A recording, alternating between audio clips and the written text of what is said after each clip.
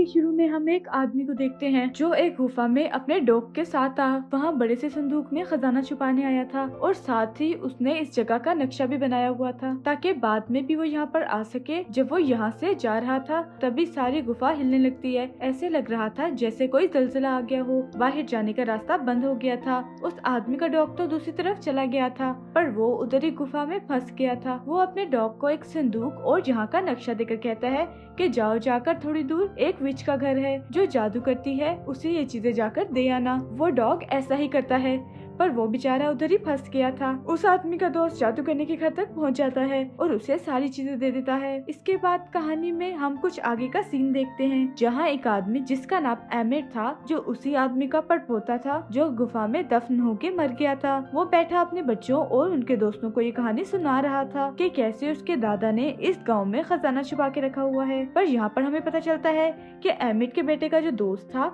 उसके अंकल से उसने कुछ पैसे लिए हुए थे। वो आदमी अब एमिट से उधर ही पैसे लेने आ गया था और साथ ही बहुत सारा इंटरेस्ट भी मांग रहा था। वो एमिट को नोटिस देता है कि 5 दिन के अंदर अंदर उसे उसके सारे पैसे लौटाने होंगे। अगर उसने ऐसा ना किया तो उसका घर और फोन जब्त कर लिया जाएगा। वो आदमी सब कहकर चला जाता है। उसके जाने के बाद कुछ लोग एक गाड़ी में एमिट के दादा का कुछ सामान लेकर आते हैं जो मरते हुए वो एमिट के नाम कर गए थे। उसको एक बड़ा सा बॉक्स दिया जाता है जिसको एमिट देखकर बहुत खुश होता है। वो ये सोच रहा था कि शायद उसके अंदर बहुत सारे पैसे होंगे जो हमारे काम आएंगे और मैं अपना सारा कर्ज वापस कर दूंगा। लेकिन जब वो उस बॉक्स को खोलता है तो उसमें एक डॉग था जिसको टिम्बर कहकर बुलाया करते थे। वो उसको अपने बच्चों को देकर अपने दोस्त के साथ शहर की तरफ काम के सिलसिले में चला जाता है ताकि वो कुछ पैसों का बंदोबस्त कर सके और अपनी बड़ी बेटी को ये जिम्मेदारी देता है कि तुमने सब बच्चों का ख्याल रखना है। एमिट का बेटा उसकी दोस्त की बेटी के साथ उस बॉक्स को उठाकर अंदर लेकर आता है जिसमें टिम्बर था। उसको उस बॉक्स में से अपने डैड के दादा की तस्वीर और एक नक्शा मिलता है जिसको उसके दादा ने गुफा में छुपाया था। एमिट का बेटा बहुत खुश होता है और सोचता है कि खजाने वाली बात बिल्कुल सच है। अब वो उस खजाने को ढूंढने का फैसला करते हैं। तभी उसकी बड़ी बहन आती है और कहती है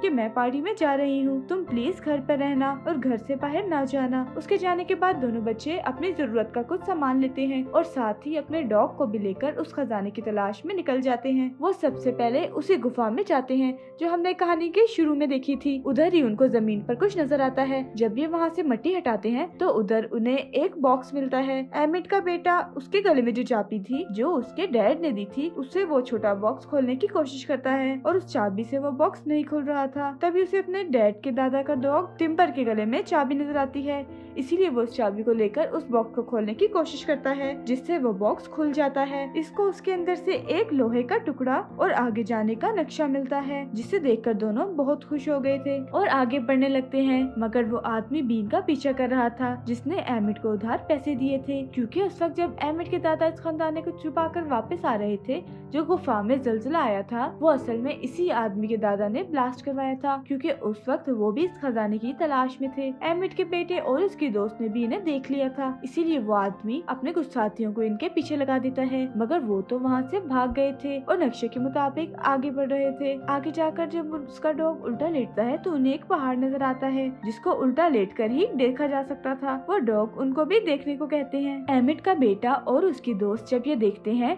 तो उन्हें भी वो पहाड़ नजर आ जाता है। जो कि थोड़ा सा आगे जाते हैं तो उन्हें आगे जाकर एक सोने का सिक्का मिलता है जिसको देखकर दोनों बहुत खुश हो गए थे। ये अब सोचते हैं कि ये दोनों बिल्कुल सही रास्ते पर हैं। थोड़ा सा आगे जाकर इनको एक पत्थर दिखाई देता है जिस पर लिखा था कि अगर आगे खजाना लेना चाहते हो तो तुम्हें उसी तरफ जाना होगा जिस तरफ वो पहाड़ इशारा करता है। वहाँ जाकर तुम्हें बहुत सारा सोना और चांदी मिलेगा। अब ये दोनों और उनके डॉग्स पानी में तैरकर दूसरी तरफ जाने लगते हैं। वहाँ पहुँचकर अब ये बहुत ज्यादा थक गए थे। इनको थकावट के साथ साथ भूख भी लगी थी। वो सोचते हैं कि क्यों ना हम मछलियाँ पकड़कर पका लें, क्योंकि अपने साझे खाने पीने का कोई सामान नहीं लाए थे। उधर उनके डॉग लकड़ियाँ जमा कर रहे थे। तभी उन्हें एक सुराख नजर आता है। उधर घर में एमिट की बड़ी बेटी वापस आ गई थी। जब वो अपने भाई को नहीं देखती तो बहुत ज्यादा परेशान हो जाती है। घर में एमिट अपने दोस्त के साथ आ गया था। वहाँ आकर जब ये बच्चों को पूछते हैं तो एमिट की बड़ी बेटी झूठ बोल देती है कि वो अपने दोस्त के घर गए हैं। इधर एमिट का बेटा जो अपने दोस्त के साथ खजाने की तलाश में था,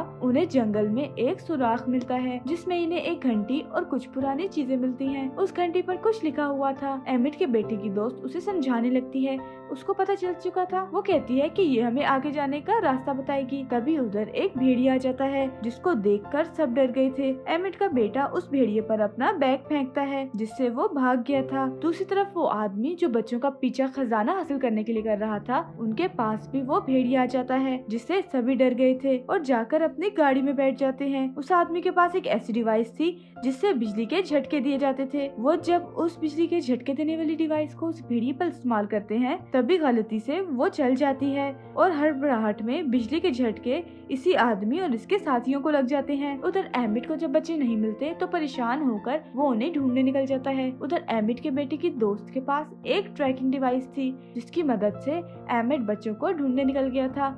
उधर बच्चे आगे बढ़ते हुए उसी जादूगरनी के घर पहुंच गए थे जिसको बहुत सालों पहले एमिट के दादा के डॉग ने एक बॉक्स और कुछ सामान दिया था। वो जादूगरनी कोई आम जादूगरनियों की तरह नहीं थी, वो तो बल्कि एक अच्छी जादूगरनी थी। जब वो बच्चों को ऐसे थका हुआ देखती है तो अंदर आने को कहती है और एमिट के बेटे की दोस्त की चोट पर दवाई लगाती है और बताती है कि मैं यहाँ अपनी माँ के साथ रहती हूँ जो अभी बाहर गई हुई है। एमिट का बेटा जब अपने बारे में बताता है तो जादूगरनी कहती है उसके डैड के दादा का नाम लेकर कि क्या तुम ये जानते हो? तो वो कहता है हाँ, वो मेरे डैड के दादा थे। तभी वो जादूगरनी उसे एक बॉक्स देती है जो बहुत सालों पहले उसके डैड के दादा का डॉग इन्हें देकर गया था। वो बताती हैं कि मेरे खानदान के लोगों ने इसे संभाल कर रखा था और अगर तुम उनके रिश्तेदार हो तो तुम इसको ले सकते हो। एमिट का बेटा अब उस बॉक्स को अपने गले में लटकी चाबी से खोल देता है जिसमें से उसे एक छोटी कुल्हाड़ी और आगे का नक्शा मिलता है। बच्चे जब बाहर देखते हैं तो उधर वही आदमी आ गया था जो इनका पीछा कर रहा था, मगर वो जादूगरनी अपने घर के खुफिया रास्ते से उन बच्चों को घर से बाहर जाने का रास्ता बता देती है। तभी उस जादूगरनी के दरवाजे पर वो आदमी भी आ गया था जो बच्चों का पीछा कर रहा था।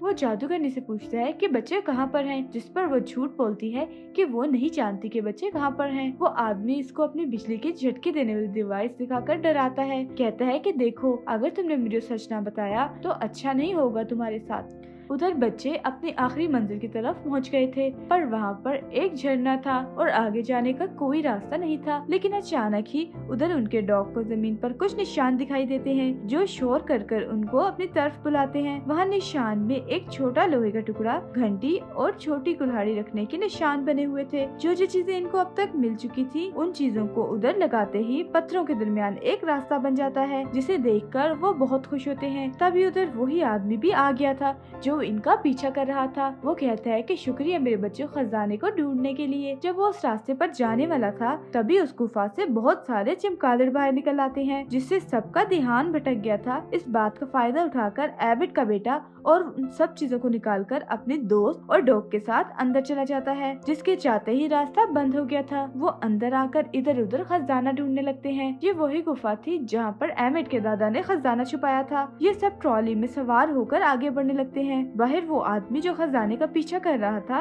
वो बॉम्ब को ब्लास्ट करके रास्ता खोल लेता है। तभी बॉम्ब के फटने की आवाज एमिट ही सुनता है। वो भी उधर पहुंच चुका था। अंदर गुफा में एमिट के बेटे को वही संदूक मिल जाता है जो एमिट के दादा ने छुपाया था। वो जब उसको खोलते हैं तो उसमें सिर्फ हड्डियां थी। वो सोचते हैं कि इतनी मेहनत करने के बाद भी हमें सिर्फ ये पुरानी हड्डियां मिली, क्या फायदा हमारी इतनी मेहनत करने का। पर टिम्बर को उधर सोने की एक हड्डी मिलती है। जब वो थोड़ा सा आगे जाकर देखते हैं तो वहाँ पर बहुत सारा सोना था। उनको अपनी आंखों पर यकीन नहीं आ रहा था कि उन्होंने खजाने को ढूंढ लिया। पर उधर वो आदमी जो खजाने की तलाश में था उधर आकर सबको पकड़ लेता है। उधर ही जादूगरनी का डॉग भी आ गया था जो उस आदमी पर हमला कर देता है। तभी सारे डॉग उसके बाकी साथियों पर भी हमला कर देते हैं। तभी एक आदमी का हाथ वहाँ पर लगे हुए बॉम्ब पर गलती से पड़ जाता है जिससे वो चलने लगते हैं। पूरी गुफा हिलने लगी थी। सब लोग जल्दी जल्दी बाहर आ जाते हैं। बाहर आते ही वो आदमी जो खजाने के पीछे था सबको कहता है कि ये खजाना मेरा है और बिजली के झटके देने वाली डिवाइस से भी डराता है। तभी एमिट के बेटे के डॉग्स उस पर हमला कर देते हैं। वो डिवाइस गलती से ऑन हो जाती है। उसके चलते ही उसे और उसके साथियों को झटके लगने लगते हैं जिस पर सब हंस रहे थे।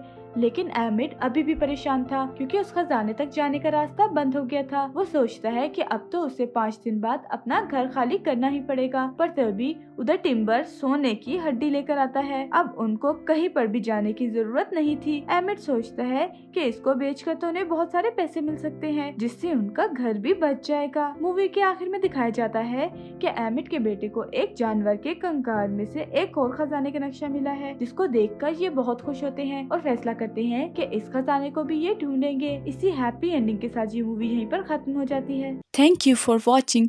मूवी अच्छी लगी हो तो लाइक, शेयर और चैनल को सब्सक्राइब ज़रूर कीजिएगा।